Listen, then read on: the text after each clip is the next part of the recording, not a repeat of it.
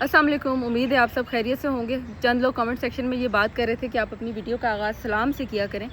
تو میں صرف اس وجہ سے کہ ویڈیو زیادہ لمبی نہ ہو جائے اور جلدی اس کو وائنڈ اپ کروں جو میری بات ہے، کیونکہ میری باتیں ختم نہیں ہوتی ہیں، اتنا کچھ ہوتا ہے، میں بس اس کو ختم کرنے کی کوشش کرتی ہوں۔ تو دیکھتی ہوں کہ ابھی کون سلام کا جواب دیتا ہے۔ خیر، ایکشن کمیٹی کی جانب سے ایک لیٹر سامنے آیا جو انہوں نے ہمارے فیلڈ مارشل سید عاصم منیر صاحب اور ہمارے پرائم منسٹر شہباز شریف صاحب کے لیے لکھا، جس میں انہوں نے ہمارا جو پاکستان ثالثی کا کردار ادا کیا ایران اور یو ایس کے درمیان،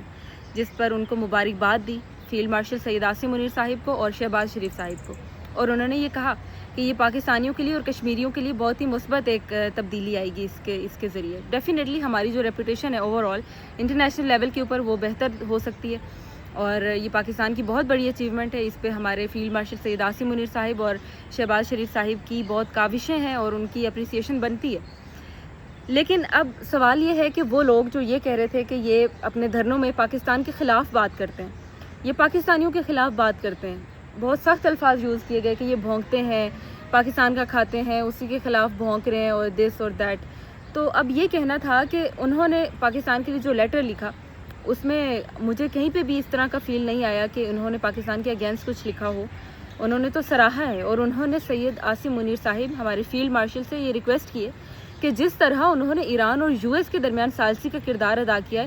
وہ امید کرتے ہیں کہ اسی طرح سے وہ پاکستان کی حکومت، آزاد کشمیر کی حکومت اور ایکشن کمیٹی اور عوام کے جو بھی مطالبات ہیں اس کے درمیان بھی ثالثی کا کردار ادا کریں تاکہ امن بحال ہو سکے۔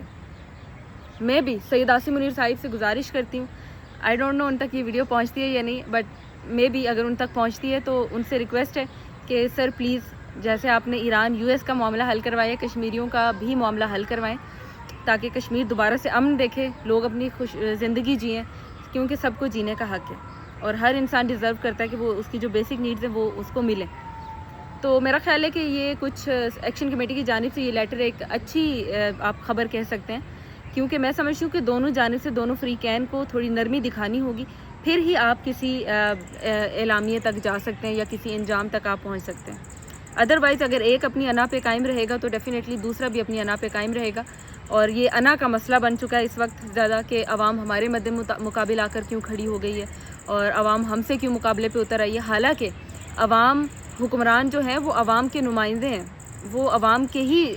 وجہ سے یہاں پہ بیٹھے ہوئے ہیں۔ اگر عوام نہ چاہتی تو وہ بھی یہاں پہ نہ ہوتے، وہ چلیں ایک الگ ڈیبیٹ ہے، دوسری ہے، اس جانب نہیں جاتے ابھی، لیکن حکمرانوں کو چاہیے کہ وہ عوام کے لیے کرے، جو بھی ان کے مطالبات ہیں وہ پورے کرے۔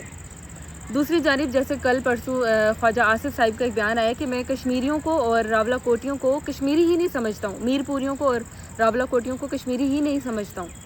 مطلب اندازہ کریں آپ، وہ کچھ دن پہلے کسی نے مجھے ایک ویڈیو کے نیچے مینشن کیا، اور وہ کسی انڈین نے ویڈیو بنائی تھی اور اس میں بتا رہا تھا کہ پاکستان میں جو کشمیر ہے یہ ایکچوئل میں کشمیر ہی نہیں ہے،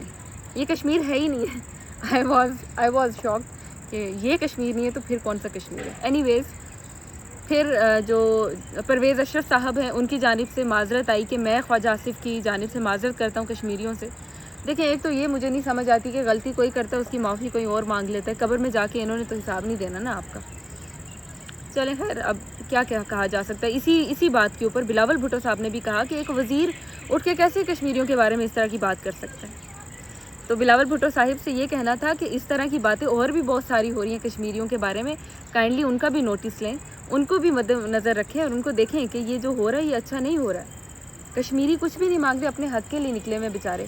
دوسری جانب بی بی سی کی ایک رپورٹ سامنے آئی ہے جس میں انہوں نے بتایا کہ وہ کچھ لوگ کشمیر گئے اور ان سے پولیس والوں نے ان کو روکا اور ان سے پوچھا کہ اگر آپ کے پاس کھانے پینے کی کوئی اشیاء موجود ہیں یا ادویات ہیں تو ان کو ضائع کر دیں۔ کیوں؟ اب یہ ہمیں کیسے پتہ چلے گا کہ یہ سچ ہے یا یہ سچ ہے کہ آپ جو کہہ رہے ہیں کہ نہیں ہم نے تو کسی چیز کو نہیں روکا، ہم تو ادویات نہیں روک رہے، ہم تو کھانے پینے کا سامان جانے دے رہے ہیں کشمیر میں، ہمیں کیسے پتہ چلے گا کہ وہ ٹھیک ہے یا نہیں؟ اب حکمرانوں کی بات تو میں 100% میں لکھے پتھر پہ لکیر ہے کہ حکمران کبھی کسی چھوٹے بندے سے مل لیں یا کسی عام شہری سے اس طرح سے مل کے ان کی جواب دے دیں۔ حکمران بھی ان سے ہی ملیں گے جو اچھے خاصے شہرت والے لوگ ہوں گے، بڑے بڑے صحافی ہوں گے، بڑے ڈپلومیٹس ہوں گے، اس طرح کے لوگوں سے ملیں گے۔ اب جو ایکشن کمیٹی کے کور ممبران ہیں، آئی ڈونٹ نو کہ وہ ملتے ہیں، اگر کوئی جائے یہاں سے، جیسے سینیٹر مشتاق گئے ہیں، وہ تو ڈیفینیٹلی ایک جانے پہچانے آدمی ہیں، ان کو تو دنیا جانتی ہے،